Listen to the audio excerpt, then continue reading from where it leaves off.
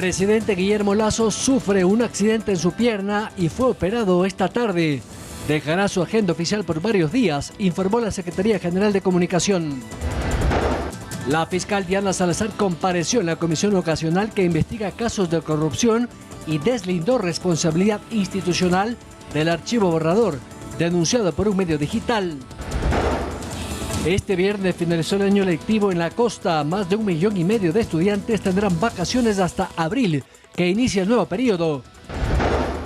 Feriado de carnaval de 4 días. Las playas, uno de los destinos preferidos, aunque las vías no están al 100%, sobre todo en Esmeraldas y Manabí. En deportes, el Tigre Ricardo Gareca está cerca de firmar como nuevo técnico de la selección de Ecuador.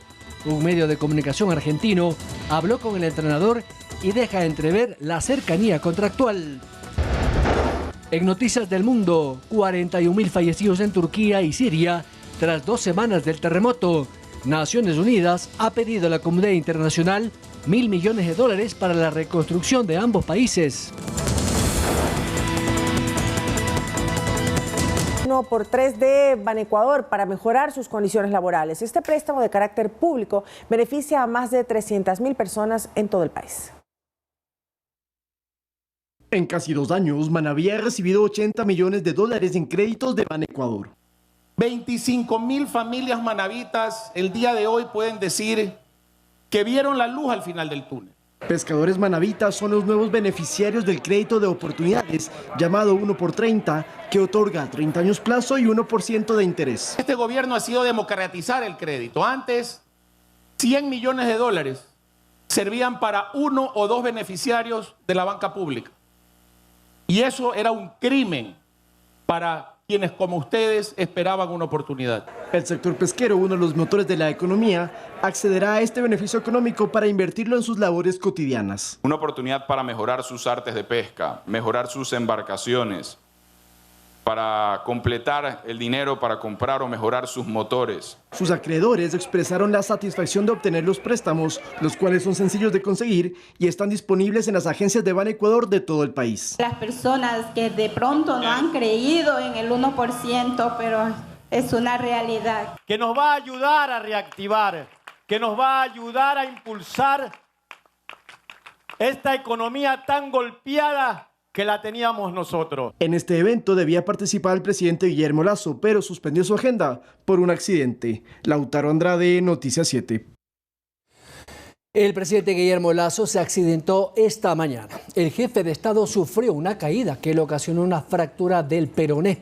La Secretaría General de Comunicación de la Presidencia ha informado que el primer mandatario fue intervenido con éxito en una clínica en San Borondón, provincia del Guayas, con lo que concluyó con éxito. El presidente mantendrá reposo. El accidente no fue de gravedad y se espera que retome sus actividades lo antes posible. A propósito de esto, el vicepresidente Alfredo Borrero, que estuvo en la clínica, habló del tipo de lesión. Como todos conocen, el peroné tenemos 2 huesos en la parte inferior de la pierna, que es la tibia y el peroné. El peroné es un hueso grande y de lo que tengo entendido, el señor presidente tiene fractura del peroné. Yo creo que va a tener el proceso de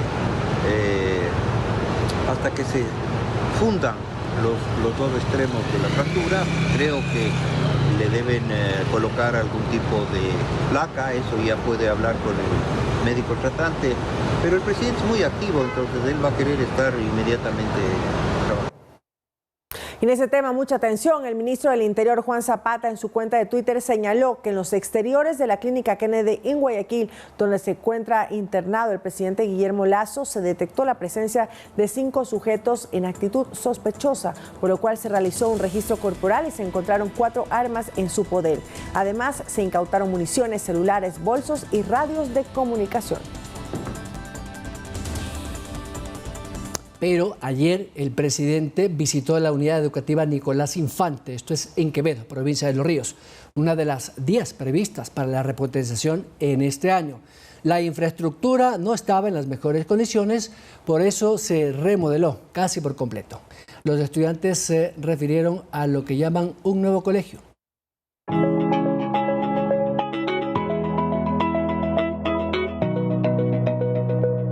ahora caminan diferente. Estos estudiantes se sienten en un colegio nuevo, y es que de verdad ya lo es. Estamos en un plantel donde está actualizado, nuevos materiales, las aulas son súper lindas. Me gusta. Sí está bonito, sí está agradable. El Nicolás Infante Díaz de Quevedo es una de las instituciones educativas más prestigiosas de Los Ríos, pero décadas enteras de enseñanza necesitaban una renovación. En este reportaje, quienes hablarán serán sus propietarios, como este par de amigos que nos relatan el primer día que vieron las instalaciones. Uy, fue maravilloso porque mira este hermoso colegio que está. Antes, o sea, la diferencia se ve como era el colegio Nicolás antes y el de ahora. Por ejemplo, este compañero que se acuerda, entre otras cosas, del lodo en el patio que les impedía caminar. Bueno, las bancas no era, como quien dice, comodidad, o sea, no eran muy cómodas, que digamos. Incluso los pizarrones estaban un poco viejos, desgastados. Mientras hablamos, sus sentimientos sobre el colegio afloran. Yo me siento orgulloso de estar aquí en esta institución. O sea, ¿hacía falta una obra como estas? Sí, ya tiempo ya. En un ambiente generalizado de calor y humedad, los infantinos bromean con que ahora sí dan ganas de ir a clases. Porque estará bonito en el curso, parece curso de pelucones nomás. Canchas deportivas, 4 bloques de aulas con 12 por cada pabellón, ventilación para los 30 grados de Quevedo. Todas estas novedades se mantuvieron ocultas durante 14 meses en un cómplice misterio. Todo era tapado, no sabíamos qué era lo que iba a ser la sorpresa, incluso ahora que ya están todos estos edificios, es una belleza que nosotros como docentes también nos sentimos a gusto. La sorpresa fue para todos, incluso para la ministra de Educación María Brown, al constatar los frutos de una inversión de $10 millones. Fue una de las primeras que yo visité cuando comenzamos el proceso de implantación de estas obras que iniciaron el año pasado nada más, en enero del año pasado. Vemos un excelente resultado, mucha calidad. Pero volvamos a los estudiantes. Este joven llegó al colegio en octavo de básica y ahora que está en quinto, sueña con ser presidente. Cuando sean los recreos voy a pasar caminando y caminando porque cada vez que lo veo digo, así comenzó mi Nicolás siendo lo que era y ahora hemos crecido. Estas sensaciones se las contó también al presidente Lasso, quien quedó maravillado con lo que vio mientras visitaba cada aula. Me alegra estar aquí con ustedes. Miren esta aula de clase, fresca, bien pintada, con buenas bancas. Todo esto para ustedes. Sueñen, nunca dejen de soñar. Póngase el sueño más alto de su vida y a luchar para lograrlo. El agradecimiento de los jóvenes era inocultable, como también el mensaje que se envían entre sí. Dejar de rayar las cosas, de cuidarlas, porque pues se ha gastado mucho dinero en toda la restauración del colegio. La educación no solamente está en los libros, sino también en lugares como estos, que con la infraestructura que tienen los estudiantes pueden tener educación de calidad y además sentir ese orgullo de sentirse parte de un sistema educativo que de verdad les sirva. Con cámaras de José Antonio Sánchez, Lautaro Andrade, Noticias 7.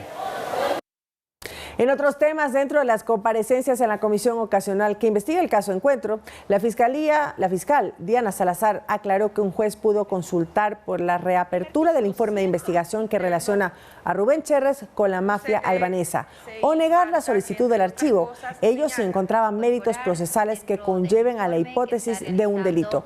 Por eso deslindó responsabilidades de la institución y las suyas en el archivo del expediente. Salazar anunció el pedido de apertura del caso y una investigación sobre la filtración del documento a un medio de comunicación digital. La investigación de solicitar su reapertura cuando aparezcan nuevos elementos, siempre que no esté prescrita la acción, conforme lo establece el artículo 286 del Código Orgánico Integral Penal. La jueza Luz María Ortiz dictó el sobreseimiento de 9 militares quienes eran acusados por la muerte del policía Froilán Jiménez y los militares Darwin Panchi y Jacinto Ortiz en la revuelta del 30 de septiembre del 2010. De acuerdo a la magistrada, no existen indicios que demuestren la responsabilidad de los 9 procesados y en esos decesos. Manifestó que la Fiscalía tampoco presentó ningún elemento de convicción para determinar algún grado de culpabilidad. Tampoco alguna pericia balística que confirme que el arma que produjo la muerte de los uniformados haya sido usada por los procesados. La Corte Constitucional falló a favor de Patricia Ochoa, viuda del general Jorge Gabela, y declaró vulnerados sus derechos. El organismo ordenó al Estado que brinde una reparación para ella y su familia y también dispuso que en un acto público se entregue el llamado tercer producto del informe del perito Roberto Mesa, que se extravió en manos del Comité de Ministros del Correísmo. En esas páginas estarían los nombres de los autores intelectuales del asesinato del oficial. Además, los exfuncionarios responsables de la pérdida del informe serán sancionados. El general Gabela murió el 29 de diciembre del 2010, 10 días después de haber sido atacado a tiros en su casa en una urbanización de San Borondón. La familia relacionó su muerte al rechazo del general a la compra de 7 helicópteros DRUF durante el gobierno del expresidente Rafael Correa.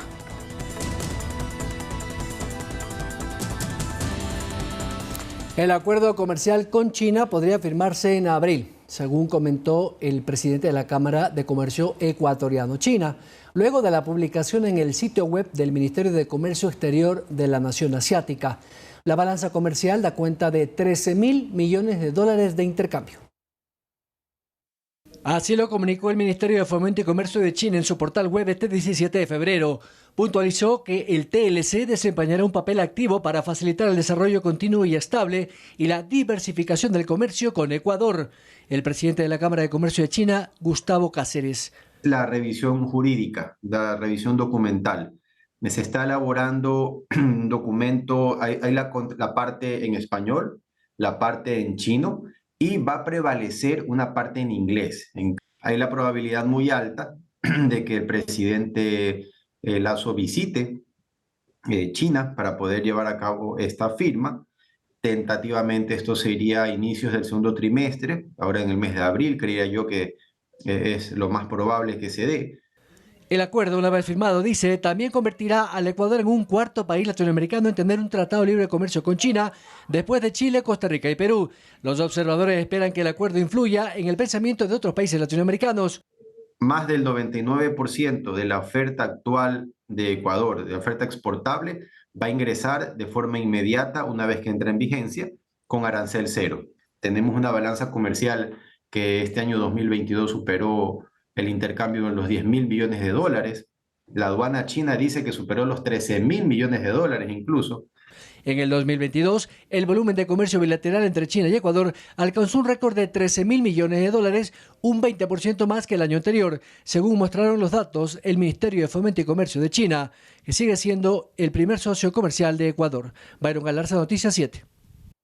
La Fiscalía solicitó llamar a juicio a los involucrados en el caso Chinacam, donde se acusa al excontralor Pablo Celi de un presunto cohecho por haber recibido 1,3 millones de dólares de una empresa china a cambio de desvanecer glosas. Durante la audiencia preparatoria de juicio en la Corte Nacional de Justicia, la Fiscalía presentó elementos de convicción contra los involucrados en el caso Chinacam y solicitó llamarlos a juicio. En grado de autor se acusa al excontralor Pablo Celi, quien supuestamente habría recibido coimas por 1,3 millones de dólares de la empresa Chinacam, a cambio de desvanecer glosas por 22,4 millones entre el 2018 y 2021. Celi habría recibido esta cantidad a través de la empresa Legal Cont, cuyo representante era Pedro S., pero estaba bajo el control de Esteban Celi, hermano del excontralor. A este último la Fiscalía lo acusa en grado de cómplice. Contra Esteban Celi se presentaron 34 elementos de convicción, mientras que para Pedro S., también acusado como cómplice, se presentaron 63 pruebas. La Fiscalía determinó que Legal Cont se habría constituido en Estados Unidos el 28 de febrero del 2019, es decir, 6 días después de la firma del contrato con la empresa Chinacam. Según la investigación, meses después de la suscripción del irregular contrato mencionado, se desvaneció la totalidad del valor predeterminado en la glosa. Otro de los acusados es Yang L., supuesto autor del delito de cohecho, quien habría pagado el soborno. Yang es representante de Chinacam y sería quien habría planificado la estrategia en Contraloría General del Estado para desvanecer dicha glosa. En otro caso, hace pocos días el ex contralor Pablo Celi fue sentenciado a 13 años 4 meses de prisión como autor del delito de delincuencia organizada entre el 2017 y 2020 en un caso sobre una trama de corrupción con implicaciones en Estados Unidos. Edison Saavedra, Noticias 7. En lo que va del año, alrededor de 500 menores de edad fueron detenidos por delitos como sicariato, microtráfico y robo. El incremento del uso de niños y adolescentes para cometer delitos o actos violentos estaría relacionado a las reducidas sanciones que la ley ampara en estos casos, frente a lo cual las autoridades piden que la Asamblea analice reformas al Código de la Niñez. El asesinato del policía Freddy Bonilla en Esmeraldas es el más reciente acto de violencia en el que jóvenes están involucrados. Y es que los principales sospechosos de matar al uniformado son 2 adolescentes de 15 años. JAGB alias Jeremy y JJSM alias Medina. Ambos engrosan la robusta lista de capturas a menores en lo que va del año. Según reveló el ministro Juan Zapata, en 2023 la policía ya ha detenido a 497 menores de edad por delitos como sicariato, microtráfico de drogas, robo, tenencia de armas y asesinato. Por lo tanto, es hora que diferenciemos las sanciones que tiene que tener un menor de edad que está ligado al sicariato, a crimen organizado, al narcotráfico, con menores de edad que tienen una vida absolutamente normal. De acuerdo al Código de la Niñez y Adolescencia, a un menor solo se le puede imputar un delito a partir de los 12 años y la pena máxima es de hasta 8 años de prisión en un centro de adolescentes infractores, en donde puede permanecer incluso superada la mayoría de edad hasta los 26 años. No deberíamos solo preguntarnos cuántos instrumentos y mecanismos tenemos para castigarlos. También tendríamos que preguntarnos qué estamos haciendo para protegerlos. Una posible reforma a esta norma está en el centro del debate, aunque recientemente la Asamblea modificó el Código Penal para sancionar a quienes reclutan a menores para ser miembros de bandas delictivas. La reforma plantea una condena de cárcel de hasta 16 años. Esta iniciativa espera el veto del Ejecutivo para entrar en vigencia. Carolina Basante, Noticias 7. Ahora les contamos que se realizó la primera edición de los Premios a la Innovación Sostenible, una iniciativa que busca apoyar proyectos ambientales a partir de conocimientos científicos encaminados en la valorización de neumáticos fuera de su uso. Esta edición contó con la participación de 10 proyectos a nivel nacional, de los cuales 3 quedaron finalistas, todos de la capital, los mismos que recibieron financiamiento para ejecutar sus innovaciones de hasta $15,000. Este concurso fue organizado por Cellinus, el primer modelo colectivo sin fines de lucro que articula neumáticos que son descartados. Alianza.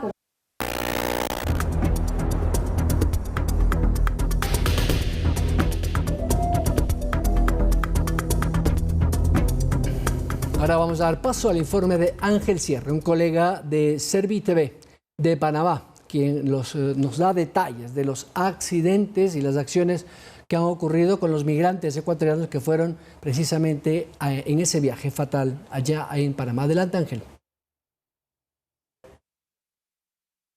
Lamentablemente la cifra ascendió entre 40 y 41. ¿Y por qué todavía no se sabe el número exacto? Porque hay indicios debido al estado como fueron encontrados los cuerpos en este accidente de bus ocurrido en la frontera tico-panameña, en la provincia de Chiriquí. Por ahora las autoridades desconocen las causas específicas del accidente, sin embargo, los lesionados, en particular suramericanos, de Ecuador, también del Caribe, así como de África, son atendidos en hospitales de la localidad. Lo importante, según las autoridades, es que van a buscar los testimonios no solamente de las personas que vieron el accidente, sino a algunos que viajaban en otros buses, en una caravana que siempre sale de la provincia del Darién, fronteriza con Colombia, hacia la frontera tico-panameña. También hay que destacar que en todo momento las autoridades panameñas han informado a las embajadas de los países, de donde son algunas de las víctimas fatales o heridos, de cómo va la situación con respecto a ellos, para entonces cotejar los nombres y poder verificar en el caso de los muertos si se tratan de los mismos. Estaremos informando también acerca de la situación que ocurre con respecto a los migrantes que aún se encuentran en Darién y que están esperando el visto bueno para que estas caravanas continúen hacia Norteamérica. Este es un informe de CERTV Panamá de Ángel Sierra para Ecuador TV. Ustedes. Muchísimas gracias por este reporte internacional desde Panamá. Ahora vamos con las parroquias rurales que también se preparan para recibir visitantes de este carnaval. El Valle de los Chillos tendrá varias actividades para toda la familia este feriado. Les contamos todo al volver.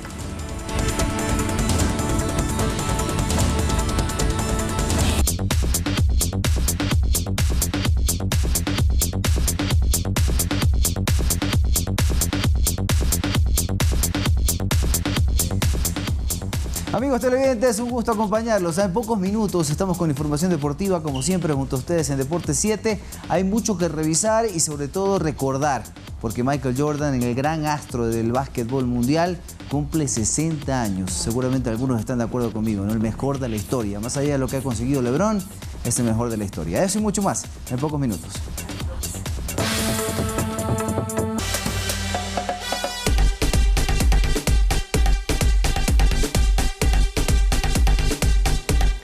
Entidades de control realizarán operativos para revisar el estado de los buses interprovinciales e intercantonales que salen desde los terminales terrestres en Quito, tanto en el sur como en el norte. Se prevé que al menos 145.000 viajeros se trasladen hacia los diferentes destinos turísticos en este feriado de carnaval. Desde tempranas horas de este viernes inició el movimiento en la terminal terrestre de Carcelén al norte de Quito. Decenas de personas ya comenzaron a viajar por el feriado de carnaval. Hasta la provincia de Bolívar. ¿Por el feriado? Sí, prácticamente. ¿A pasar con su familia? Con mi madre. Además, desde el 20 de enero las mascotas de compañía ya pueden viajar con sus dueños en el transporte interprovincial. Esto es bien visto por la ciudadanía. Mejor porque en otros casos no me han permitido llevar a mis mascotas y les mandaban en la parte de abajo. Una vez me quejé con el señor del transportista y me lo tuve que llevar arriba porque es como uno, o sea, necesita respiración, necesita comodidad. Entonces no me... Y ahora estoy más feliz, más contenta porque voy a poder viajar con él. Uno de los objetivos, según las autoridades, es brindar facilidades a personas con discapacidad para viajar con sus mascotas de asistencia. Nos otorga mucha zona de confort al saber que pues también existe una entidad competente que pueda controlar que nuestros perros de asistencia o perros guía en nuestro caso puedan viajar en las unidades. Prácticamente son mis ojos, ¿no? Desde la Agencia Metropolitana de Tránsito se realizan chequeos técnicos de los buses que salen desde las diferentes terminales terrestres. Se hace un control a través de nuestro aplicativo móvil del parabrisas, de que tengan el botiquín, del extintor de incendios, triángulos de seguridad, cinturones de seguridad. Los buses que no cumplan con los parámetros de calidad no podrán circular. Además, la Agencia Nacional de Tránsito implementó un sistema de código QR como una especie de buzón de quejas para la ciudadanía. Donde los usuarios escanean el código sin necesidad de tener internet para nosotros poder tener un diagnóstico de la calidad del servicio. Se prevé que 145.000 personas viajen desde Quito hacia los diferentes destinos turísticos en este feriado de 4 días, uno de los más largos del año. Edison Saavedra, Noticias 7. Cerca de 5.000 funcionarios entre personal municipal y policial apoyarán en la seguridad y control en el Distrito Metropolitano de Quito durante este feriado de carnaval. Recuerde que si ingiere alcohol en espacios públicos podría ser sancionado. Desde este viernes arrancó el operativo de seguridad para los 4 días del feriado de carnaval. 3.253 funcionarios, tanto de la Secretaría de Seguridad, la Agencia de Control, la Agencia de Tránsito, bomberos y de la empresa de pasajeros, están distribuidos en todo el Distrito Metropolitano de Quito. Además, 1.522 policías apoyarán en las acciones de seguridad a propósito de las actividades organizadas por Carnaval. Adicionalmente, se ha dispuesto un vallado en el Parque de la Carolina, en el Parque de la Alameda, con el fin de evitar posibles ahogamientos en las lagunas de los parques, que ya ha sucedido con anterioridad. Asimismo, en la tribuna de los Iris, con el fin de evitar el consumo de licor en el espacio público. El tradicional Carnaval de Amaguaña es uno de los 45 eventos que se efectuarán en la capital o en sus parroquias rurales. Para ello se prevé 350 cierres viales. Vamos a estar ahí sábado y domingo desde horas de la madrugada haciendo los cierres internos. Aproximadamente en Amaguaña se contemplan 48 cierres viales y estaremos con 200 agentes civiles de tránsito interviniendo ahí. Está prohibido ingerir bebidas alcohólicas en espacios públicos, así como su expendio. Si no acata la disposición, podrá ser multado. Que tiene una sanción de $112.50, el porte y comercialización de armas blancas, que tiene una sanción de $225. Recuerde que el volcán Cotopaxi se mantiene activo, así que ante una eventual caída de ceniza, las autoridades recomiendan mantenerse informado a través de los canales oficiales y usar mascarilla KN95. Olga Velasco, Noticias 7. Otros temas, las personas que deseen ingresar a Ecuador ya no tendrán que presentar una declaración de salud de viajero. Sin embargo, quien tenga síntomas como fiebre, tos o malestar, sí deberá entregar el documento. La noticia la dio el ministro de Turismo Nils Olsen a través de su cuenta de Twitter. Se elimina la obligatoriedad de llenar la declaración de salud del viajero para los ecuatorianos y turistas que viajan a Ecuador, haciendo el proceso más ágil. Este formulario queda disponible para las personas que presenten sintomatología. Es decir, que toda persona con síntomas como temperatura, tos, malestar general, pérdida de olfato o gusto deberá llenar dicho formulario. Con esta medida está de acuerdo el epidemiólogo Marcelo Aguilar. Creo que ya era inoficioso mantener en estas condiciones las restricciones. Esto también facilita, mejora las condiciones globales de movilidad. Yo creo que eso es un punto positivo de que se ha avanzado de forma significativa en el control de la pandemia. Sin embargo, sí considera que es importante las medidas de bioseguridad y mantener la vigilancia epidemiológica. Todavía se observa una variación importante de poblaciones de la COVID-19 y es importante hacer un monitoreo, que eso estará a cargo de los sistemas de vigilancia de los países para determinar en el momento que alguna población podría representar un riesgo adicional. Según la última resolución del COE nacional, el uso de mascarilla no es obligatorio. Estas medidas, según Aguilar, corresponden a conductas internacionales. Si usted va a Estados Unidos, no hay prácticamente ninguna restricción, no se ve a nadie con mascarilla, salvo en situaciones de alerta específicas cuando hay brotes en algunas poblaciones. Sostiene que la pandemia no ha terminado, no obstante, el COVID-19 será endémico. Endemia significa que se transmite de forma continua. A veces aumentan, producen brotes, en otras condiciones pueden producir epidemias, pero siempre están allí presentándose de forma continua. Edison Saavedra, Noticias 7. En Quito cerraron lagunas en los parques más tradicionales para evitar que los estudiantes de bachillerato jugaran en ellas por carnaval. Sin embargo, los jóvenes se dieron modos para divertirse. Los parques de Quito amanecieron este viernes con vallas para cercar las lagunas y evitar que, como todos los años, los jóvenes jueguen dentro de ellas. El operativo conjunto entre Policía Nacional y Empresa de Agua Potable controló que no cruzaran el perímetro para, de cierta forma, frustrar la tradición. Pero eso no bastó. ¿Vinieron a meterse a la laguna? Sí, pero estuvo allá la policía y no dejó entrar. ¿Y entonces qué hicieron? Nos fuimos allá a los charcos. Como lo oye, el lodo se convirtió en el ingrediente para lanzarse entre sí y terminar con los uniformes de esta manera. ¿Y en tu casa no te van a hablar? No, mi mamá sí me dio permiso. Nos contaban que se mojaron con agua de lluvia porque... hay que ahorrar agua. Otra protagonista fue una vieja conocida del carnaval. ¡Cariocas a dólar, a dólar! La espuma, denominada carioca, se vendía junto a anilina de colores y demás productos para jugar. Agua, ensaladas, salsas, todo quieren botarse ellos. A ellos no les importa nada. La juventud loca de la actualidad. Los comerciantes aprovechan ocasiones como esta para lo que llaman una venta segura. El último día de clases, los estudiantes de los diferentes colegios asisten a este parque. Y sí, hay mucha bendición de Dios. Y es que a la hora de jugar, nadie se salva de la espuma de colores que se pega en la cara, pelo y hasta en el lente de una cámara. ¡No! Nosotros ya nos íbamos, luego de registrar el juego carnavalero que, con respeto, divertía a los quiteños. Hasta que oímos una frase que nos alertó, pero ya era demasiado tarde. Ok, reportero, nada, no. No.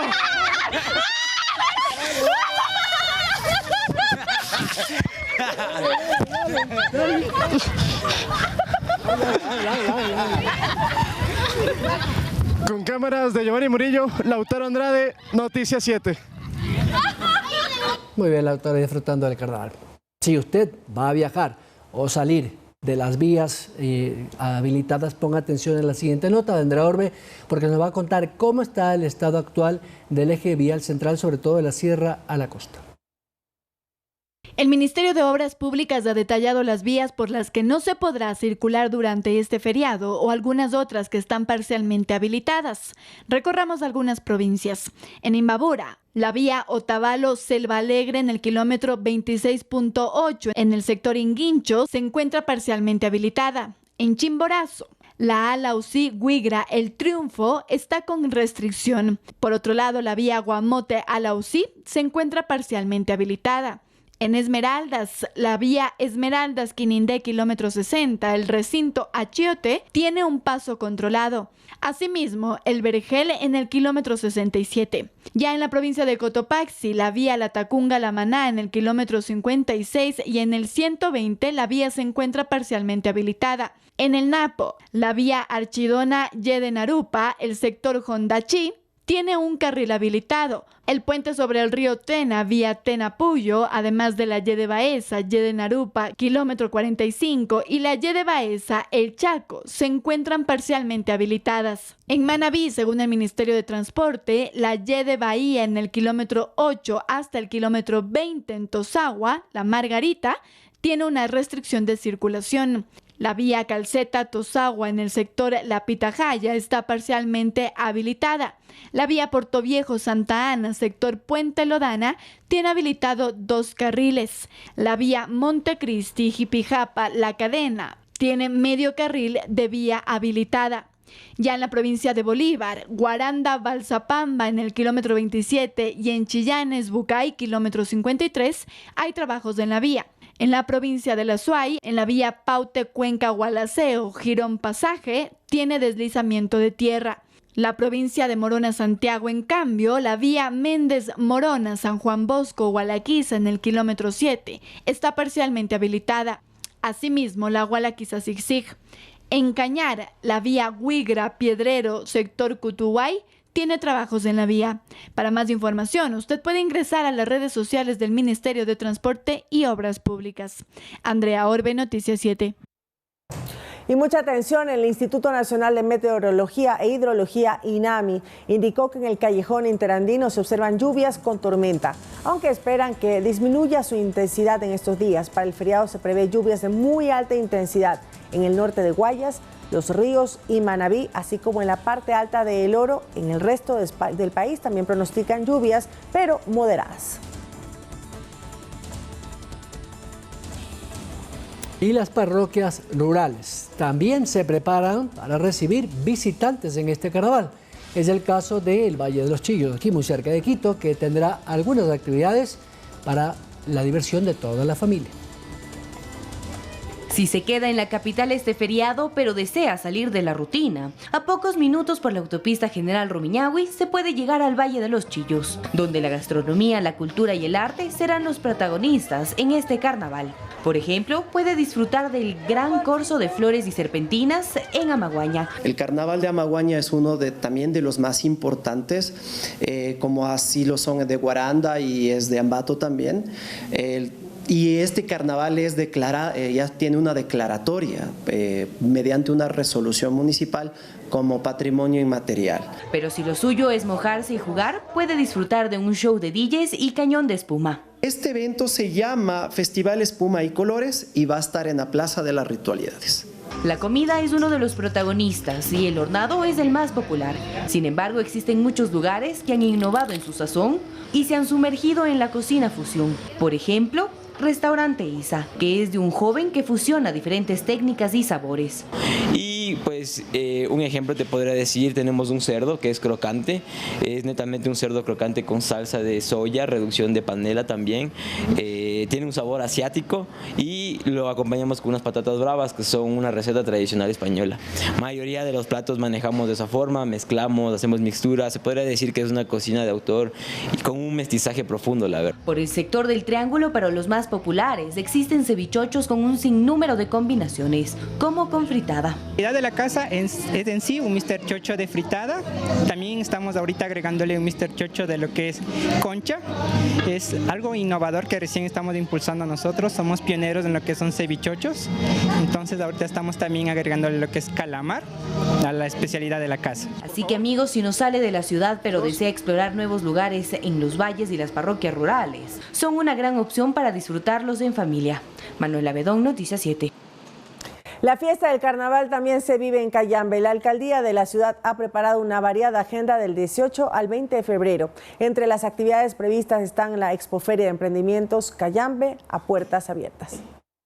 Cayambe se prepara para recibir a miles de turistas en el feriado de carnaval, para lo cual prepara una serie de actividades artísticas, gastronómicas y turísticas. El municipio de Cayambe ha programado un itinerario que tiene como epicentro el Parque La Remonta. Les invitamos a este feriado de carnaval. Vamos a tener 3 días espectaculares. Iniciaremos con el Cayambe a puertas abiertas. Es una feria de emprendimientos de muchos cayambeños y no cayambeños, en los cuales pues podrán mostrar cada uno sus productos y todas las destrezas que tienen, arte en cuero, tenemos pues también snacks, tenemos comida, entre otros. Y adicional, para reposicionar estos espacios, tendremos varios artistas a nivel local, nacional e internacional. Como parte de la agenda, también se presentarán diferentes emprendimientos en la Expoferia Cayambe a puertas abiertas. Allí se podrá encontrar un gran catálogo de productos y servicios. Los productos que nosotros vamos a tener en la Feria Cayambe Puertas Abiertas son muy variados. Tenemos artesanía, tenemos producción, tenemos gastronomía y tenemos la parte textil y de servicios además. El aforo previsto para las actividades en Cayambe es bastante amplio y se estima que exista una gran recepción y asistencia de miles de personas. El año pasado tuvimos también un evento similar, tuvimos un artista internacional y tuvimos la presencia de cerca de 5.000 gentes. Esperamos que ahora pues la presencia sea un poco más. Estamos con el espacio completo, tenemos también pues... Y para evitar malgastar los recursos naturales, la alcaldesa Montenegro señaló que en Cayambe no se celebrará el carnaval con agua, una medida que busca generar conciencia en la ciudadanía. Y las fiestas de carnaval que paralizan Brasil durante 5 días y tienen su epicentro, claro, en Río de Janeiro, renace este viernes para una edición que pondrá a bailar a 46 millones de personas, incluyendo evidentemente todos los turistas. El Ministerio del Ramo de ese país espera recaudar 1.558 millones de dólares por la celebración, una de las más famosas del mundo tras la pandemia del COVID-19.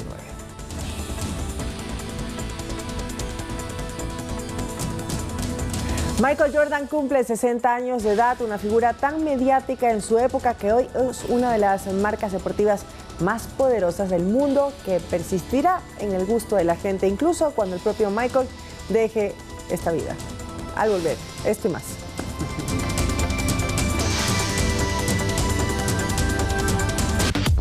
Muy bien, estamos ya en el segmento deportivo. Estamos conversando, María Mercedes, con nuestro querido amigo Fernando, que nos tiene las últimas calientitas del deporte. Mi querido Fernando. Tiene muchos detalles. Fernando, ¿cómo estás? Buenas noches. ¿Qué tal? ¿Cómo estamos, María Mercedes? Byron, un fuerte abrazo para ustedes, para todos los que nos acompañan a esta hora con información deportiva. Sí, acá en Deporte 7 hay que repasar algunas cuestiones. No me lo maten todavía, Michael Jordan, por favor. Solo ruego que no se me lo lleven. De tremenda gloria y que deje un poquito de esos 2.100 millones que tiene de fortuna. Ya vamos a hablar de Michael, ¿ah? Ya vamos a hablar de Air Jordan, pero mientras vamos a arrancar hablando de Gareca, de esas novedades que le gusta hablar a Byron Galarza. Ya quiere saber quién es el nuevo entrenador de la selección. Bueno, ya anuncien, por favor, quién realmente lo será. Bueno, aparentemente Gareca, el argentino, está muy cerca, el exentrenador de Perú, de poder ser ya nombrado. Se habla de que podría firmar este próximo día lunes, y el miércoles ser presentado incluso acá, en nuestro país. Veremos qué tan real es aquello. Lo cierto es que los temas económicos se habrían sacado, se habían acercado posturas y aparentemente se ha llegado a un entendimiento. Pero escuchemos a Gareca, que habló para un medio panameño al respecto. A su nombre como la principal basa opción en Ecuador. ¿Hay algún acuerdo ya cerrado, ya concretado? ¿Está muy cerca la situación para que Gareca sea próximo seleccionador de Ecuador? Bueno, he tenido, sí, estoy en tratativa, digamos. He tenido la posibilidad de que, bueno, que el presidente me haya querido conocer y, bueno, nos hemos encontrado, no encontrado personalmente, sino a través de esta vía, en la cual, bueno, ellos tenían intención de conocerme. Lo hemos hecho y, bueno, así estamos en conversaciones de hace un mes. Y ellos viendo otras alternativas también. O sea, en cierta manera es lo que está parada las negociaciones en estos momentos, en un punto final, donde de pronto ya creo que esta semana se resuelve todo. Así que del aspecto deportivo ya hemos hablado, el aspecto del conocimiento ya nos hemos presentado. Bueno, ellos han hecho la pregunta que necesitan para por lo menos tener un conocimiento mayor de con quién trabajo, de qué manera trabajo, bueno. Y ahora estamos en una etapa en la cual se tienen que poner de acuerdo. Más que nada que ese tema yo no lo manejo, o sea, es un tema que maneja mi abogado, que es ya que ve la parte personal. Pero bueno, o sea, puede definirse quizás a lo mejor en esta semana. ¿Qué hace falta, don Ricardo? ¿Qué hace falta para cerrar este acuerdo entre las partes de Ricardo Gareca y las partes de la Federación Ecuatoriana? Bueno, ponerse de acuerdo en algunos detalles que creo yo que por ahí son importantes. Entonces, bueno, número, cantidad de gente que de pronto me pueda acompañar, para ellos también es una preocupación, o no una preocupación, sino, bueno, cuánta gente va a vivir en Ecuador, de qué cantidad de integrantes. Muy cerca Gareca aparentemente, muy cerca, incluso le contaremos más en Fanático, pero hay ciertos detalles con respecto al equipo de trabajo de Gareca que ya busca hace ya algunas semanas dónde vivir acá en la capital. Lo cierto es que vamos a seguir hablando de ambiente ecuatoriano, porque Independiente del Valle, recuerden que no se pueden perder el día martes, a 19:30, la final de ida a la Recopa Sudamericana, que va a enfrentar al cuadro del Valle ante el Flamengo, el poderosísimo Flamengo, lleno de figuras y de grandes estrellas. Ahí están las localidades y los precios, las localidades en realidad para este enfrentamiento. $15 la general, 25 la tribuna y 35 el palco para ir a ver este enfrentamiento entre los del Valle y el cuadro del Flamengo. Y hablando casualmente de este enfrentamiento, uno de los entrenamientos que ha habido hace poco tiempo en realidad entre estos dos equipos, hay 4 en particular, que son los partidos que se han enfrentado. Este que les ponemos en pantalla es el más alegre para nosotros, cuando Independiente en el Rodrigo Paz Delgado le pasó de A5 al Gran Flamengo. De A5, como ustedes pueden ver aquí, el panameño, que en ese entonces jugaba, ya no está Independiente, el panameño, y que hizo buenas campañas también con Independiente. Acá está Beder Caicedo en el centro, y el que llegaba a cerrar la pinza, me parece, no alcanzo a divisar quién era. Esta sí es de Beder. Acá está el remate, abajo, para poner el 5-0. Ustedes vieron también en el primer gol del partido a Moisés Caicedo, ¿no?, que formaba parte todavía de ese Independiente del Valle. Veremos y esperemos que le vaya muy bien a Independiente en ese partido de ida para ver qué puede hacer en la vuelta. En todo caso, ahora sí vamos al ámbito internacional para hablar de CR7. Sí, Cristiano Ronaldo, el hombre que lo apasiona a nuestro productor. Vive hablando de Cristiano, tiene un póster en su cuarto. Solo habla de Cristiano y siempre me tiene acá información de Cristiano. Ahí está la asistencia de Cris. Acá está. Lo que está en cuestionamiento acá de las 2 asistencias de Cristiano Ronaldo en el Al Nassr es si estaba adelantado o no. Cristiano dice, yo no fui. El central, que lo consultaba en el VAR, regálame la producción. Bien, producción. ¿Cómo me regala acá la repetición? No hay offside, hay uno guindado en el costado derecho. ¿Sí lo vieron, no? Guindado lateral, bueno, en posición de lateral. No sé si sea lateral en realidad porque es una pelota parada. Lo cierto es que Cristiano estaba habilitado y por eso pues la habilitación de Cristiano cuenta. 2 asistencias y ojo, Cristiano sigue marcando goles. Aparte, hace poquito marcó un pócar de goles, 4 en su cuenta personal, que casualmente se los compartimos acá. Y ahí está, se cantaba el gol después de la polémica. Hablemos de ciclismo ahora. Acá hablamos de deporte variado y hay que hablar de Nairo Quintana, el colombiano, que sufría hace ya algún tiempo una sanción por parte de la UCI, en este caso, el órgano rector del ciclismo mundial, y recibía una sanción importante, fuerte, para no poder competir. Lo cierto es que Nairo Quintana quiere volver a hacerlo, ha estado participando en rutas nacionales en tierras colombianas, y se dirigió a nuevamente hacer una intervención ante la UCI, que terminó diciendo que no a Nairo para que pueda fichar, porque la intención de él era poder fichar por algún equipo importante y poder seguir su carrera. Lo cierto es que le dijeron que no nuevamente, así que mucha desazón en el colombiano en ese aspecto para poder intentar volver a competir en las grandes ligas, y eso sin duda alguna no le ha gustado para nada, hay mucha tristeza en él. Lo cierto es que se habló incluso con el máximo representante de la UCI y que dejó claro que esta sustancia que se le detectó, la de tramadol, es una sustancia prohibida ya hace algunos años por parte de la UCI y que era imposible levantar esa sanción que se mantiene sobre el colombiano. Vamos a hablar ahora de tenis, sí, lo hacemos con un crédito nuestro. Les comentábamos que Emilio Gómez el día de ayer tenía que disputar a las 8 de la noche su enfrentamiento ante el número 7 del mundo en los octavos de final de Delray Beach, el ATP 250. Bueno, la verdad es que lo hizo bien Emilio, ¿eh? Jugó un muy buen partido. Ojo, no todos los días juega contra un top 10, esa es la realidad. Había jugado en el ATP 250 de Dallas, los cuartos de final ante John Isner, ex número 8 del mundo. Acá se enfrentó al actual número 7, hablando de Taylor Fritz, el norteamericano, que en el primer set se lo llevó en esa primera manga 6-4 y en el segundo set no hubo un tercero, lo venció por 6-3 al ecuatoriano, algo que sí me sorprendió porque, a ver, revisando set a set, en el primero iban palmo a palmo, hasta el 5-4 con su servicio que se puso arriba a Taylor Fritz.